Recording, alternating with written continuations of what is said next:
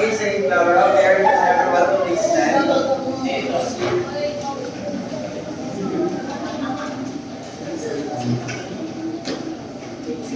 Moment of silence, please.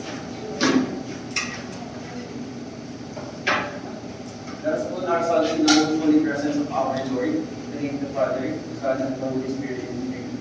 Together, let us pray. Lord our God, in your wisdom and love, you surround us with the mysteries of the universe. In times long past, you sent us your prophets to teach your laws and to bear witness to your undying love. You sent us your Son to teach us by word and example that true wisdom comes from you alone. Send your Spirit upon students and teachers and fill them with your wisdom and blessings. Grant that during this academic year they may devote themselves to their studies and share what they have learned from others. Amen. Okay, good morning, Saint Laura. Good morning, sir. Okay, before you take your seats, kindly check the arrangement of your chairs, please, and pick up those desks under it. Nothing's on your table, please leave all your cell phones next to the sheets, and if you want to take down notes, adjust your notebook. Okay, who's the secretary of the class? May I know the answer is for today? None? Okay, I'll take note of that. So before we proceed to our next discussion, may I know your last topic about media information then? Yes, you are, please? Yes, your first name, please? Yes, Andrea. We talk about the types of information, which includes the scholar information, professional or work information, entertainment or popular information, and education. Okay, very well, sir. How about the others? Yes, your? Yes, Chris. We also talk about the sources of Okay, sources of information. It was stated by your classmate all your topics that was discussed last meeting, and it seems that you are understood the lesson. But before we proceed to our discussion for this morning, I want you guys to watch a short video, and I want you, Saint Laura, to analyze the whole video, especially the technicalities, including the camera angles, the sound itself, and the cinematography.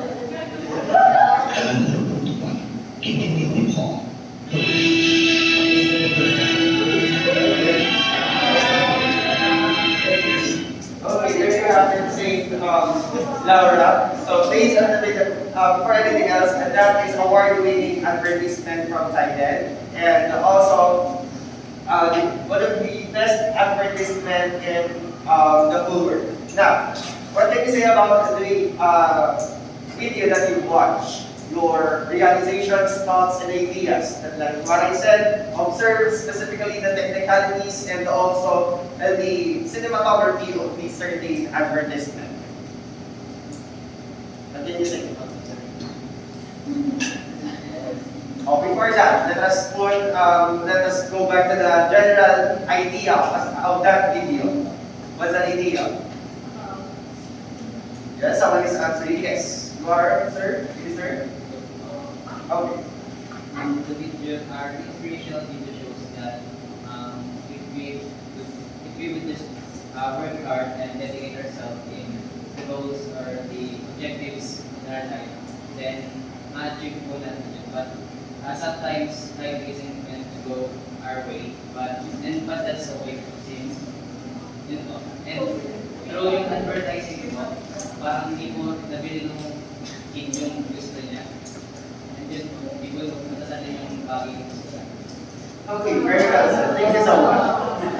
Life is always didn't meant to go. What's an idea? Another idea aside from you. This side.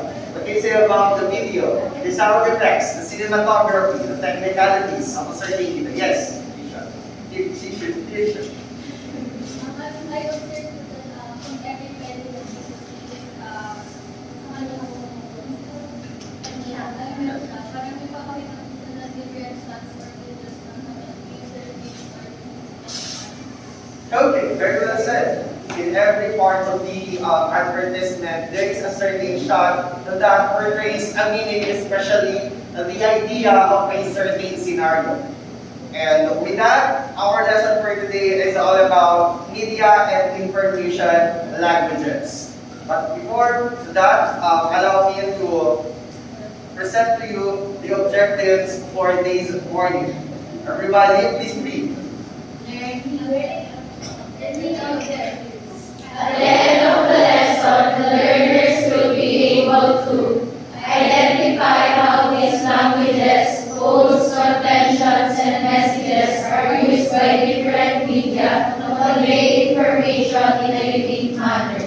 Reflect on the importance of various media codes and conventions to deliver the desired impression, and create a poster exposing societal issues utilizing the various media codes and conventions. Okay, thank you so much, class.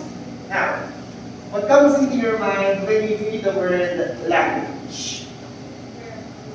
Language. The word is language. What comes into your mind is your thoughts about the word language? You can refer to the given definition presented in the PowerPoint. Yes. There are a lot of language used to communicate properly. Okay, very well said. Language that is to communicate people. Yes, Cris. Same as her. Okay. So in terms of language, yes.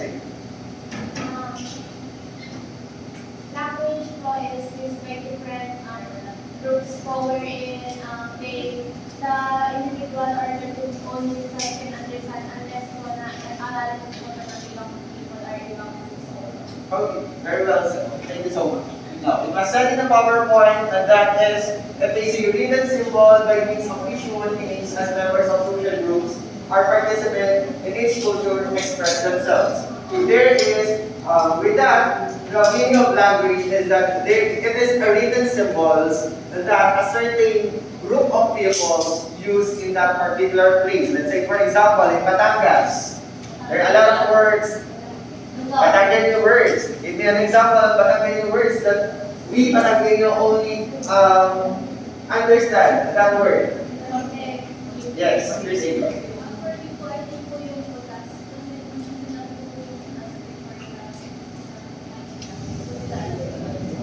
What would that from there is? Okay, yes, baby. Tiaga? What's that? What's that?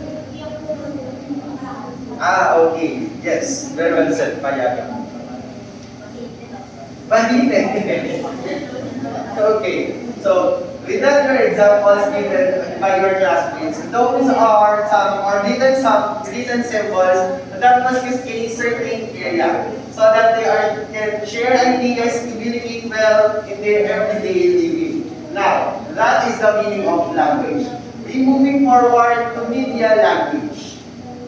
So in terms of media language, those are informations and codes conventions that media and information professionals may select in an effort, especially those who are belong in a certain movie, the camera, the man or the people behind the camera. Those are media languages that used by professionals.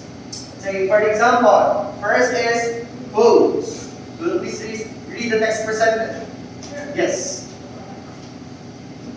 Codes. These are systems of signs that when put together, these can be defined. Written codes, symbolic codes, audio codes, technical codes. Okay, thank you so much. So, codes is a system or signs that when you put together, you will create another meaning or information. And those codes have four different codes. We have written codes, symbolic codes, audio codes, and technical codes. First, let's have the written codes. Will please read the text presented? Yes. The word bigger. Different language, style, and textual layout. Headlines, captions, titles, speech bubbles, language, writing. Okay, thank you so much. Now, class, when we read a certain newspaper or watching televisions, a lot of us are asking why are some texts presented in their presentation or have different fonts? They have different styles, especially in newspaper, right? Are you familiar with the fonts used in the newspaper, especially the headlines? So, what is this implying for? Those fonts, headlines, yes. Those are used to emphasize something which it parang encourages na readers to read them truthful because they are the important information that is given at the specific. Okay, very well said. Those written codes are very much important, especially in advertisement, especially in branding. The products that contains different written codes may emphasize the importance of what is the product all about. Especially now, look at the example first is, let's go to the newspaper. What is the written code there? Okay, what's the answer? What is the written code there? On the newspaper. What do you think is the written code to identify what is the newspaper all about? Yes. Okay, very well said. That's it. The word that is highlighted in the newspaper is Duterte gets 82% approval rating, meaning that the front page or the overall information that the newspaper is all about Duterte's approval rating. And then how about a certain screenshot from a certain news? What is the news all about? Yes. Good personal hygiene is best defense against coronavirus. Okay, very well said. That's why it is very much important that when we are looking or watching a certain advertisement, short movie, we should give emphasis to those written codes, especially on K-drama. A lot of them are using written codes that is somehow difficult to us because little things have our written codes. We have our alphabets. And basically, it is easy for us to understand those codes if we are not familiar. Are we clear with that? Yes. And one of the best example of the written codes is the dialogue. On the video that you watched, that is an example of a certain dialogue. If you are watching K-drama or Thailand movies, a lot of them are using subtitles. Subtitles are examples of written codes for us, viewers from different countries, to easily understand what is the character are talking about? What are the characters implying for us viewers to easily understand the movie? So that is an example of a dialogue. Next, we have a symbolic codes. Now, for the word symbolic, what do you think is implying this code? Symbolic.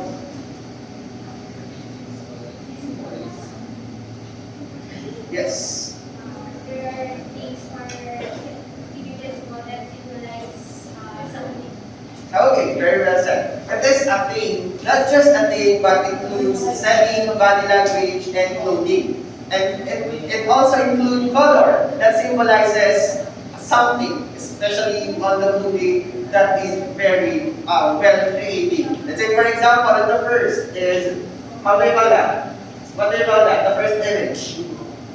Well, okay, has an idea. What is that image or certain icon? From that, what movie? Hunger Games. Okay, Hunger Games. Oh, going nearer. What is that? Okay, very well said. Mockingjay represents what? That symbolize? Yes. Yes? Okay, bravery. Also includes rebellion. And there's a mockingjay. How about the white dove? What does it symbolize? Yes. Freedom. Okay. What's the idea? Okay, that's freedom. Very well said. Another yes. Peace. Okay, very good. Now, how about the third example? Flowers. Another rose. Love. Okay. Okay. So those are symbolic codes. Let's say, for example, in a Filipino movie, this is very particular. When a single baby is wearing a necklace, right? That is very common. When a baby is wearing a necklace and when he or she grow up, the necklace is still there. Therefore, there is a symbolic codes in the movie. This is very particular. A necklace or a certain object. Let's say, for example, another one is, it also includes the setting. How you are going to identify what is the picture all about? Based on the setup. So, what are the two person or currently in the picture? Yes. Interview. Okay, interview. It is an interview between a boy and a certain interviewer where it is, you have watched on the video earlier. How do you identify that it is in an interview? How do you identify that it is in the interview? Yes, please. Based on the setting po ay it is similar to the different media videos po that shows na Okay, very well said. If you're looking at the two person, they have two chairs and also they have a certain good background indicating that there is an interview or talk show. So it is not always that in terms of symbolic codes, it is not always particular to something. It also includes settings, color of your clothes, and also body languages. Next, we have the audio codes. How about the audio codes?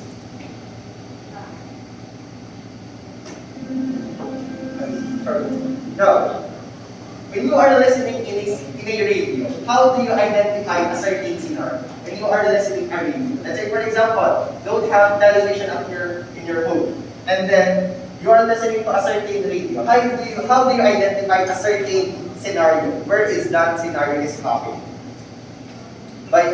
By the means of listening, how do you identify that? Let's say, for example, a certain scenario is in a war. How do you identify that it is in war when you are just listening? Any heads? What's an idea? Yes, sir. Okay, very well, sir. It also includes background music and sound effects. It was stated in audio codes that these includes codes related as sound, background music, sound effects, voiceovers, and under this category. Now, it is very much important that when it comes to media, to advertisement or short-lived videos, that the particular background music is well sorted so that the message, the ambience of a certain media feels the viewers or the audience. Are you clear with that, Saint Clara? Yes. Okay, next we have the technical goals. So, what's the technical goals? Yes. Good sound, camera angles, styles and shots, lighting as well as camera techniques, framing, depth of field, lighting, exposure, and just composition. Okay, thank you so much. Now, I want you guys to take focus on me here because this is very much important. Who among you are fan of using Instagram? A lot. How about taking photos, creating photos, aesthetic angles? How about using point file? Okay, so in terms of technical goals, that's why I said to you on the recent video to critically and actively observe what is those camera angles have you seen. Let's say, for example, wide shot, long shot, or a lot of shots at this part in technical goals. Now, we are going to give emphasis on different camera angles. Let's say, for example, camera shots according to the point of view. With this camera shots according to point of view, imagining that the camera is the eyes is your camera. First, the over-the-shoulder shot. What's the over-the-shoulder shot? Yes. Over the shoulder shot. It is a popular shot where a subject is shot from behind the shoulder of another, freeing the subject and her from making due to a close up. The shoulder, neck, and or back of the head of the subject, facing away from the camera is viewable, making the shot visible for showing reactions during conversation. Okay, over-the-shoulder shot. I know you are very, this is very familiar, especially in a drama, especially when the two person is talking. So, in over-the-shoulder shot, this shot is used when two people are creating dialogue or communicating. Let's say, for example, the following pictures. First example, the girl is drinking coffee while talking to someone. The second one is from the movie. The boy is eating while facing to the two. That is a very good example of over-the-shoulder shot. And then the next one, and the third one, that is an example. In over-the-shoulder shot, from the word itself, over the shoulder, meaning that you have to give emphasis not only to the shoulder of the certain person, but only to the subject. Make sure that every time you capture a certain image, when in terms of over-the-shoulder shot, include the shoulder, meaning that the subject is creating dialogue or communicating to someone. Are we clear? Yes. Okay, the next one. We have the establishing shot. Let's read. Yes. Establishing shot. It is often used at the beginning of the scene to indicate the location or setting. Usually a long shot taken from the beginning of the scene. Yeah, this is very nice. Establishing shot. You're going to look at the examples. It pertains to identify the setting. If you want, if you can recall, what is the in the center example, the image in the center point? What is that? That is the store at the movie. Yes. How about this one? Okay. In terms of establishing shot, meaning from the word itself, establish, meaning that you are pertaining or captured something, the setting of a certain scenario. Next, we have the reaction shot. This is very particular, especially for those who are capturing moments that is, So, reaction shot shows character reaction to the shot that has preceded. This is any emotions that a person is trying to show to other people. Maybe you are happy, sad, or lonely, something like that. But all of the reactions of a certain subject. Next, we have the point of view shot. What's the point of view shot? Yes. Point of view shot. We will be short, intense, and maybe one particular character in a scene. This moves the audience directly into the head of the character, letting them experience their emotional state. Okay, in terms of point of view shot, particular character is seeing. What is that character seeing? Let's say for example, the camera is your eyes. You are looking at the scene using a telescope. The second one is about this one. You are riding a motorcycle. How about the third one? Ice cream.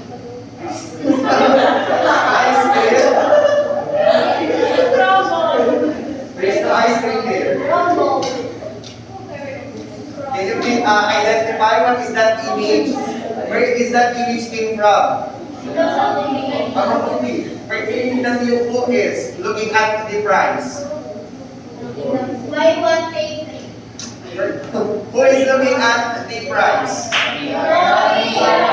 Okay, the boy in the advertisement. That is a point of view shot. Next, let's move forward to camera shots indicating subject and size. This is very particular to some of you because a lot of you are fan of making shots like full body, those half body, one by one full body, something like that. As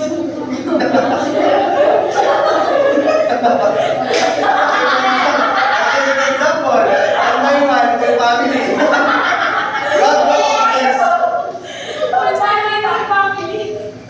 Two by two full body, something like that. Okay, extreme long shot. What's the name? Yes.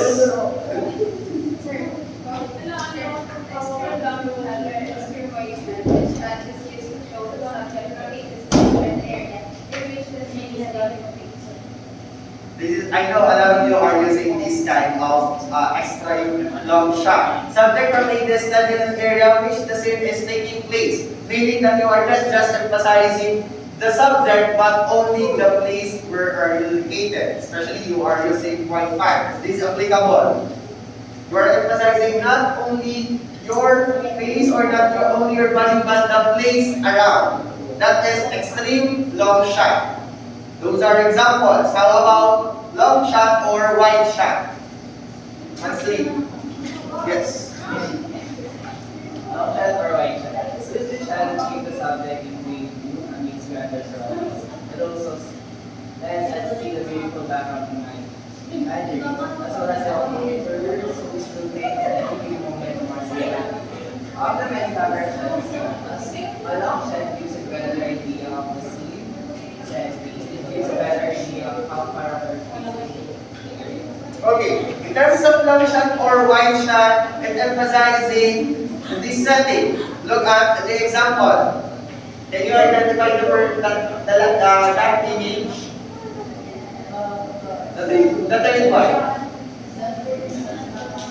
It came from the advertisement. Yes, emphasizing the space where the child is dreaming to be an astronaut. It is emphasize the space. Okay. And then the two pictures indicating a wide road. Are we clear, St. Laura? Yes. Okay. May please sit properly. The next one, we have the full shot or body shot. Yes.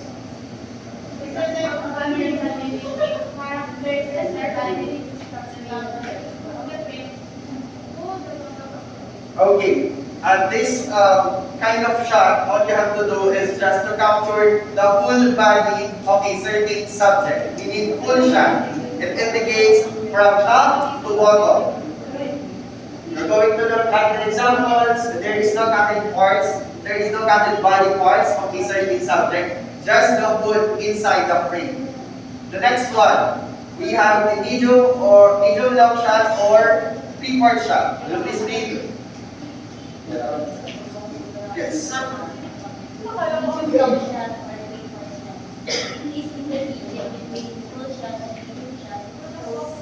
It also shows the subject from the distance. Okay. In terms of medium long shot, all you have to do is to capture from the top up to knees up.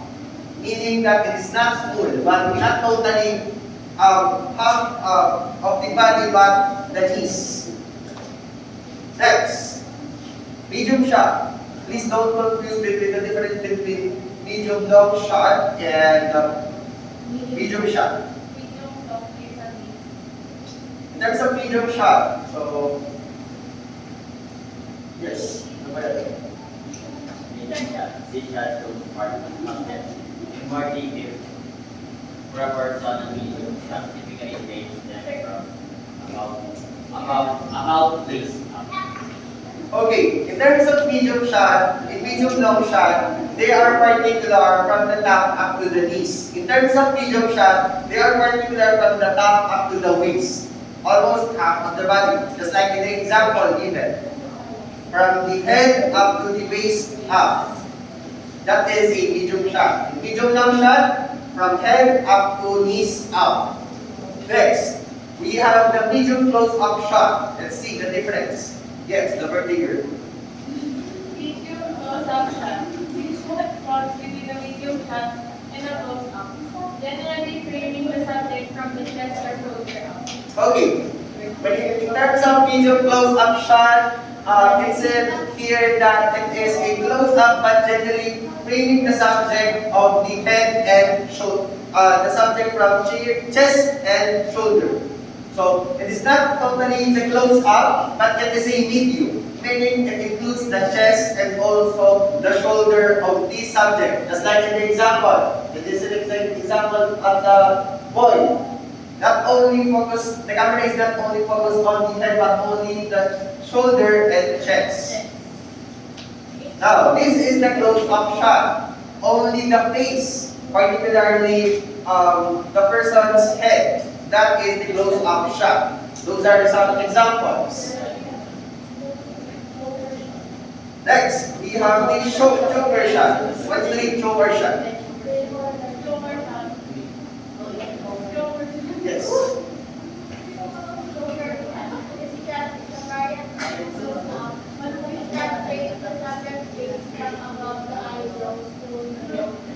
Okay, in terms of choker shots, it was said here that above the eyebrows and below the mouth. This is not close up. This is a choker shot, emphasizing your eyes, nose, and also your mouth. Next, we have the extreme close-up shot. Let's see what is extreme close-up shot. And I know this is one of the creative shot. Yes. Extreme close-up shot. This shot emphasizes a small area or detail of the subject, such as the eye, eyes, or mouth. An extreme close-up of just the eyes is sometimes called an Italian shot, getting its name from Sergio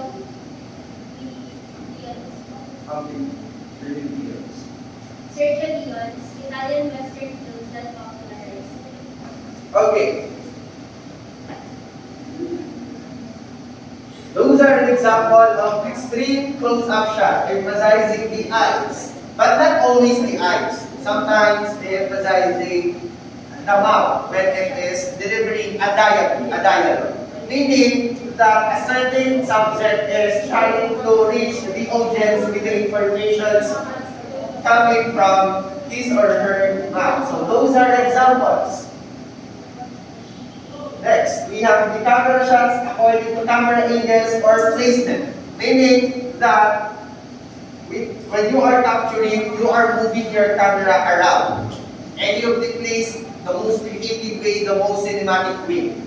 For example, aerial shot. What's the aerial shot? Yes. Aerial shot bird's eye view outside. This is a high-angle shot that taken directly overhead and from a distance. The shot gives the audience a wider view and is useful for showing direction, and that the subject is moving, highlighting special relations for revealing to the audience some elements outside the boundaries of the character's awareness. Good option. Okay, in terms of aerial shot, for example, a certain prenup a lot of us know that a lot of prenups use drones, right? They are using drones to emphasize where is the location is located. Those are bird's eye view, meaning that the angle of the camera is very high, almost capturing the whole city or the whole place. Let's say, for example, those are examples of aerial shot or bird's eye view shot. Can you identify the certain image? Yes. That is came from the advertisement. The boy is looking at the foot and the camera angle is at the top. High angle shot. This is very different from bird's eye view shot and high angle shot. So in terms of high angle shot, subject is photographed from above eye level, meaning that the angle of the camera is only eye level, above the eye level, making the subject vulnerable, weak, or frightened, meaning that a certain subject is weak. Look at the third example. Also, on the second, also, at first, second, and third, the boy is weak because he wants to buy that telescope. Next, we have the low angle shot. I know you are very familiar with this. A lot of you are using this angle, low angle shot. Who wants to read? Yes. Low angle shot. In this shot, the subject is photographed from below eye level. This can have the effect of making the subject look powerful, heroic, or dangerous. Okay. In terms of low angle shot, it pertains to the subject that can have the effect of making it powerful, heroic, or dangerous. A lot of movies are using low angle shots when there is one is running. When there is one is trying to hide. They just emphasizing the fate of the certain character because there is something happen that is dangerous or sometimes heroic. Now, let's moving forward to eye level. This is very important in terms of capturing a certain subject. What's the eye level? Yes.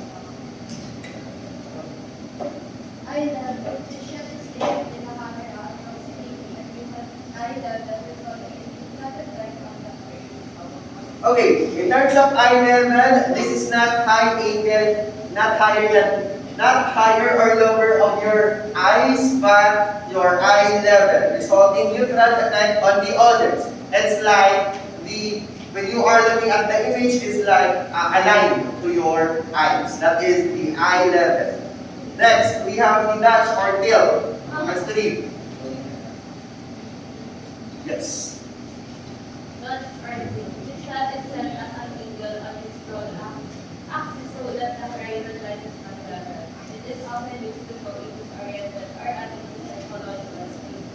Okay, in terms of dash and tail, angles on its roll axis as the horizon line is not level, meaning that the camera is moving or the camera is not aligned to its axis because there is a certain meaning indicating to that particular subject. Let's say, for example, from those images, pertaining that is happening next because the camera is not in angle or in a horizontal line. Next, we have the two shots. Now, if you're going to look at the image, it simply means two subjects appear in the frame. Now, look at the examples. Two children and two children. So, analyze the second one. Yes, it's me. Hi, I'm the governance. Okay. Next, we are done with the technical codes. We're moving forward to the conventions. What's the conventions? Yes, conventions. Yes, go. This refers to a standard virtual art form that acts as a label governing the behavior and legitimate established and accepted ways of doing something. Each genre, television, film, and literature follows certain conventions that distinguish them from other. Okay, thank you so much. Now, Class, in terms of conventions, have you observed that some movies are not giving the title from the beginning? Yes. They are just giving the titles at the end of the movie. Some of the movies are crediting the audience, crediting the state, crediting those artists, producers, and also the cameraman, including the production team, right? Those are conventions. But some movies also include their title at the beginning. Those are conventions in terms of media.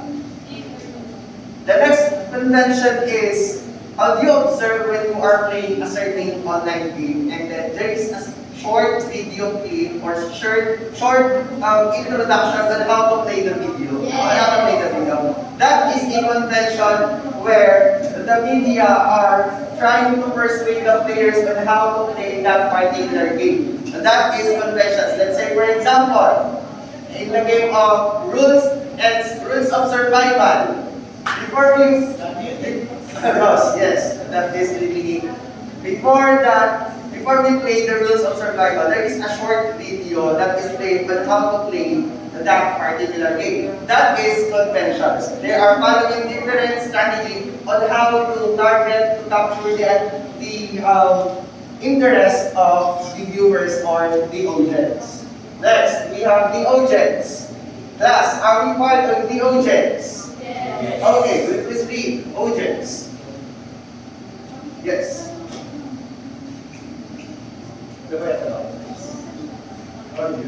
Common assumption has been that audience is a homogeneous group of massive individuals who will interpret text messages.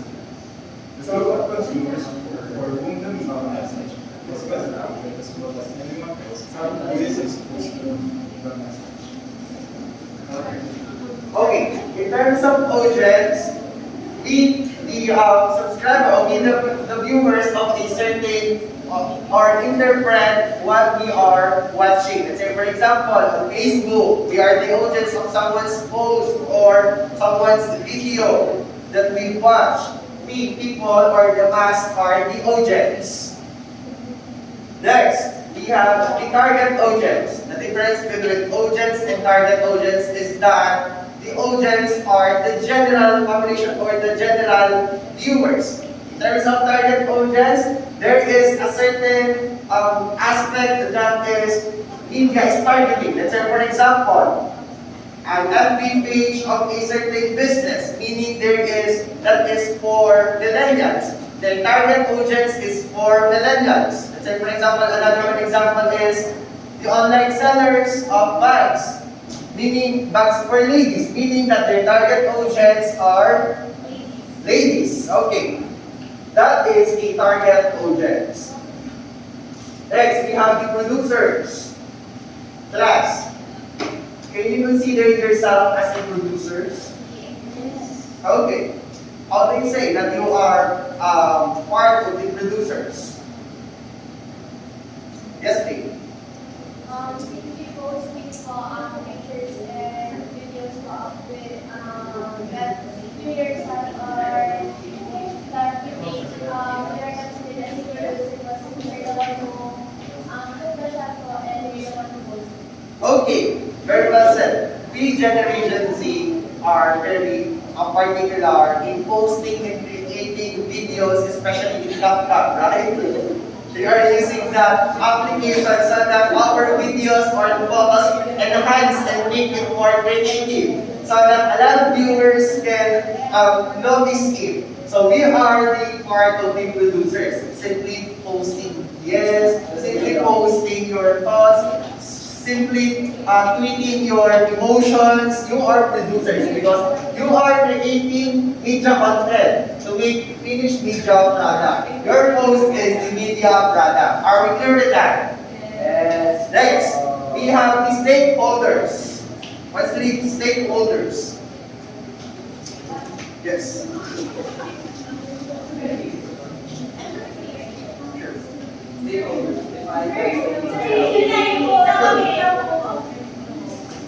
Next, continue.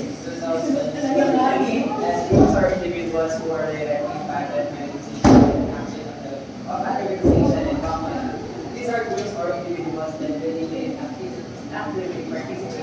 discussion that revolves around the materials they receive. Okay, in terms of stakeholders, actively participants in the discussion that revolves around the message they receive. Those are persons who are interpreted messages and to enhance a certain advertisement or videos. Let's say, for example, Saint Laura is part of the stakeholders. When we watch a video, your interpretations, your realizations is very important because those important information will get that advertisement or certain video enhanced. Next, we have the media audience based on the reception. In terms of audiences, seen as active participants in reading and interpreting media information. So based on the text, every time audiences see or hear a media text, their response is based on their respective individual, social change, and experiences. At this point, this is very relevant today on how you receive or how you receive a certain information came from the internet, from different social media platforms. Let's say, for example, you saw a post from a certain politician, and your ideas and thoughts is based on your opinions, based on facts, or maybe very based on personality. That is audience based on the reception. Next, why it is important to study the media audiences?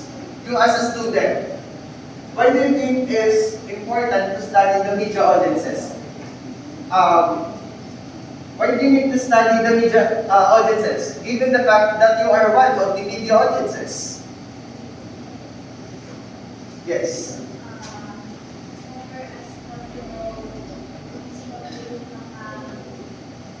Target audience po natin, since tayo po ay nag-produce din po na media content. So, para din po alam natin yung mga parang guidelines po, or yung natin follow na yung mga dapat natin sundan kapag nag-produce po na kagaya po sa YouTube. Parang yung vloggers na yung iba po, minsan din natin nila nakakonsider yung audiences nila since ngayon po ay talagang po yung mga bata po na nanonood din ng nanonood po ng iba-iba po. Okay, very well said. In terms of studying the media audiences, because we are one of the considered as media audiences.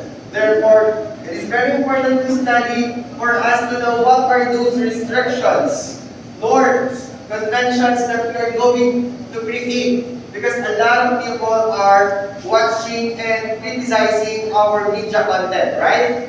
That's why it is very much important that in every post, in every image that you are going to post, make sure to think once, twice, or thrice.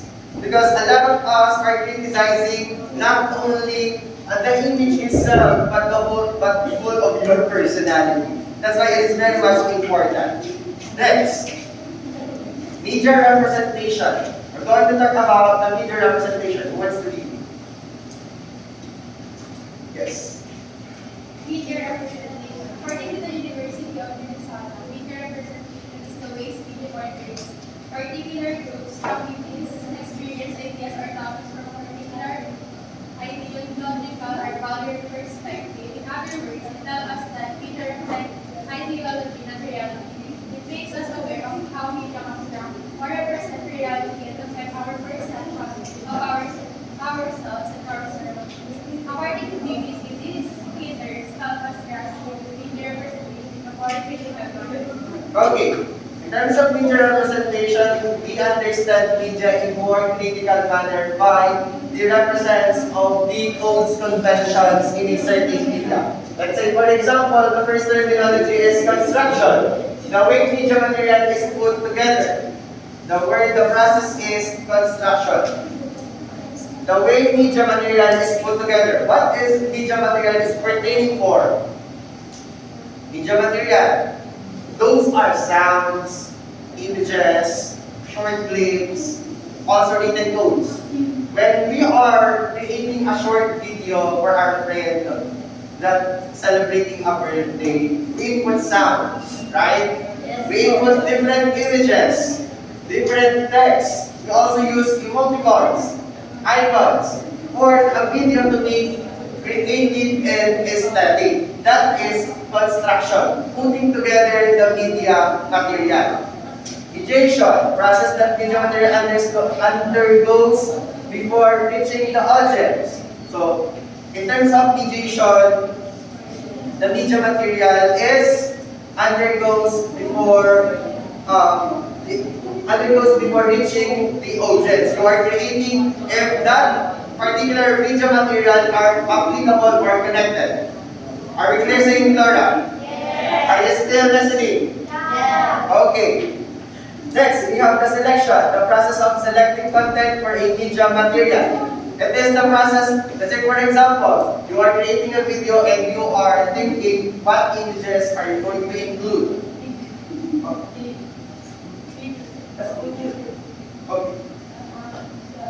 The process of selecting content. Those media materials, those sounds, is this sounds applicable? Is this image applicable? Is this font applicable to a certain media content? That is selection. Also, acronage, the word used to give image a certain meaning. Those are words that you choose to write to give emphasis on an image or a video. Also, stereotypes. It includes a representation of us or a thing. Let's say, for example, a ketchup. When we hear the word ketchup, we always identify that it is always red, right? Some of us confused when they have the ketchup that is color blue, yellow, green. That is very unfamiliar to us. That's why, in terms of that, we are very familiar that the color of ketchup is always red. Next, we have ideology, the set of opinions being expressed through media material. Okay. Are we here saying Lara? Can you follow? Any questions, clarifications? Okay, so with that, this is your activity. Everyone please read. One societal issue you want to address and give awareness to your target audience. To emphasize concern and relativity, take your own photo and add the necessary editing to make it more appealing. Create the accomplished poster on a short bond paper and utilize the different media codes and conventions to effectively address the chosen issue. Okay, clear, Saint Clara?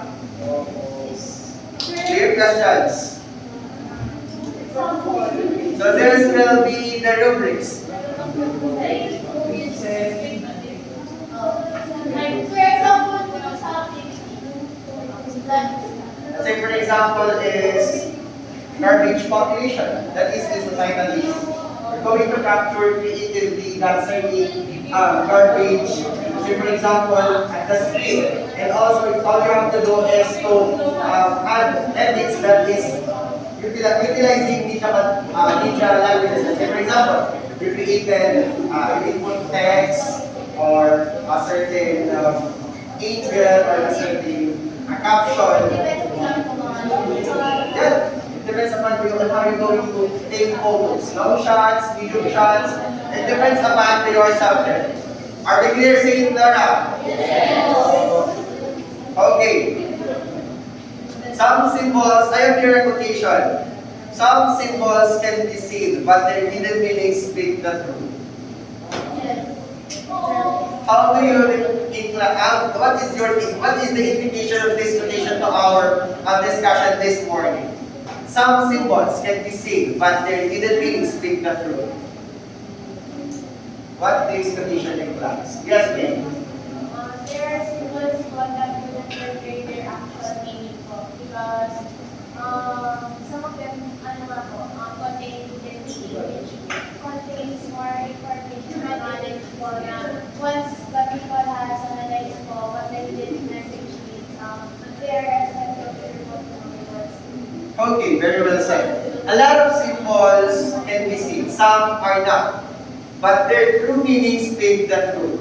Just like what I said earlier, a baby, A very Filipino dancer here. A baby who's wearing necklace.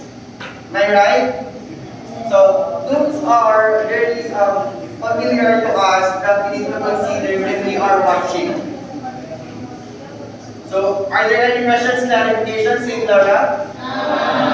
Okay, if none, review your notes for 5 minutes.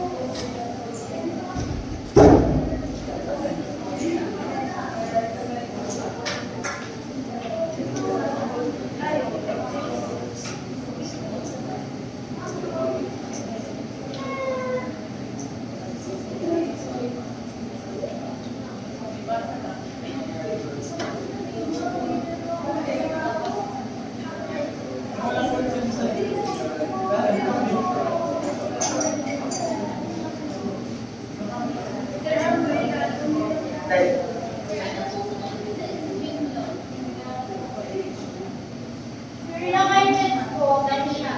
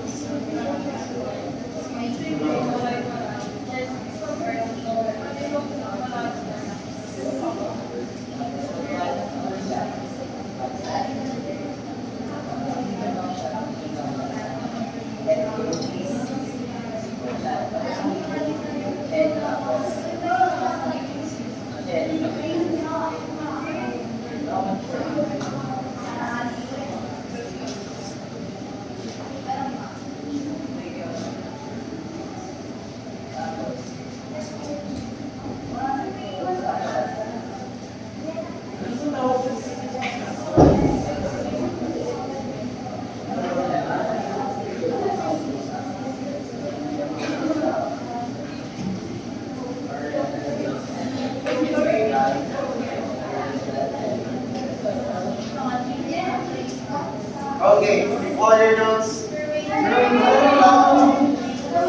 It's not then I take this, it's only 5. Sir, baka naman may choices.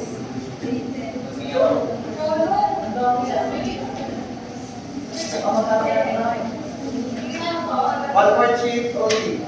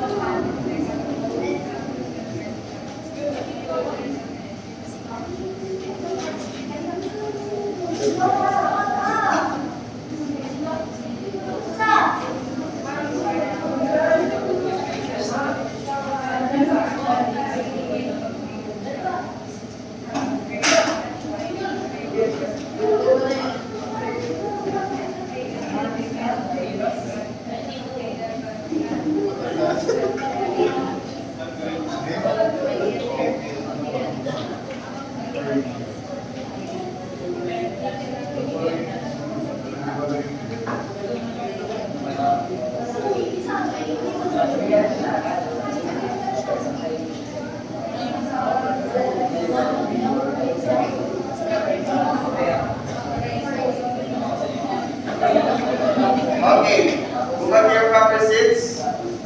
Give all your notes.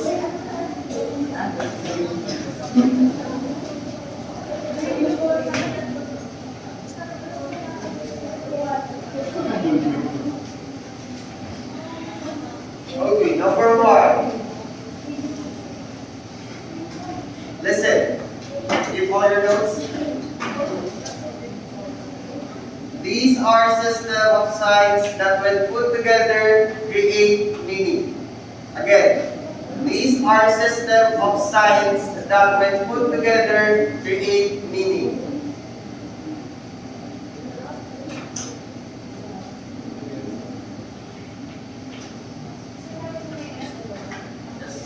It is acceptable. Look at the singular plural. Second one. These include codes related by sound, background music, sound effects, and voiceovers are under this category. Again, these includes codes related to sounds, background music, sound effects, and voiceovers are under this category.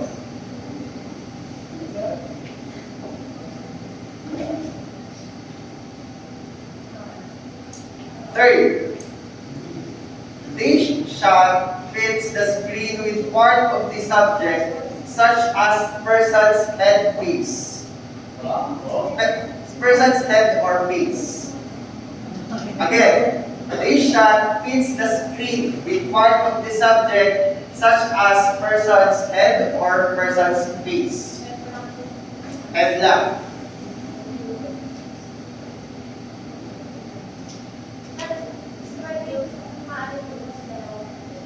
No, there is the difference between that particular shot and only the head.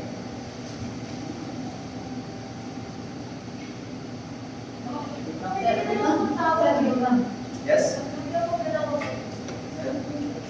The difference between dalawang. No, it's only one. There is only one particular. That is very familiar. That's the hint. That's very familiar.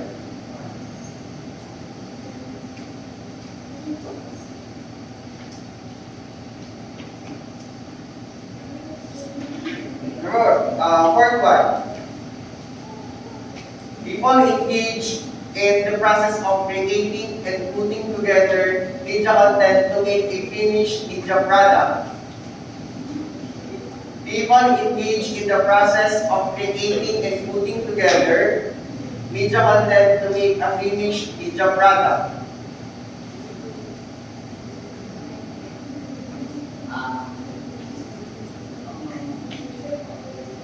Again, people engage in the process of creating and putting together media content to make a finished media product.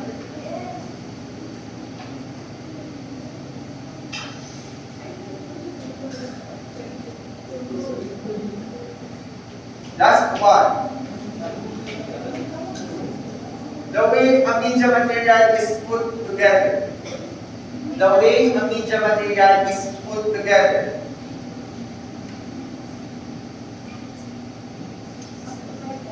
Yes. Sir, pwede po ba ulit? Question. Pwede po ba ulit? Alas. Okay. Number 5. One po. Number 1. These are systems of signs that when put together create meaning. Again, I'm going to repeat those 5 questions and then check your answers. Right? Okay. First is, these are system of signs that when put together create meaning. Number 1. That's for number 1. Number 2. These include codes related to the sound, background music, sound effects, and voiceovers are under this category. Number 3. This shot fits the screen with part of the subject such as person's head or person's face. 4. People engage in the process of creating and putting together media content to make a finished media product. The last one is the way a media material is put together. Done? Okay, exchange papers with your settings.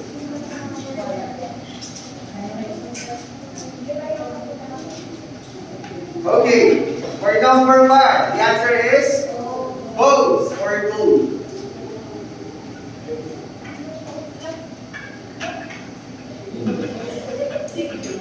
Number 2, the answer is audio codes. Number 3, the answer is close-up shot. Number 4, producers. And last one is construction. Okay, count the number of the correct answers and return the papers to the owners.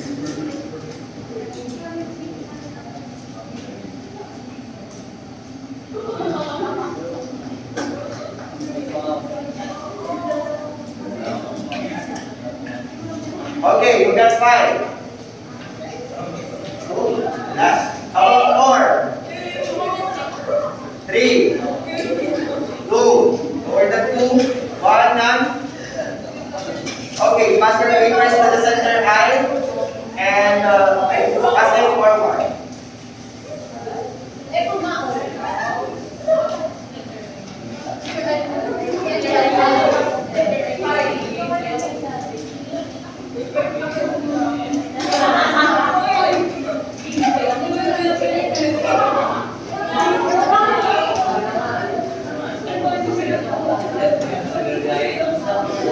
Okay, Saint Laura, listen first.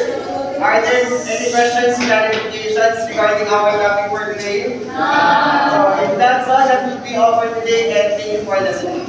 Goodbye, sir. Okay, goodbye, and you say.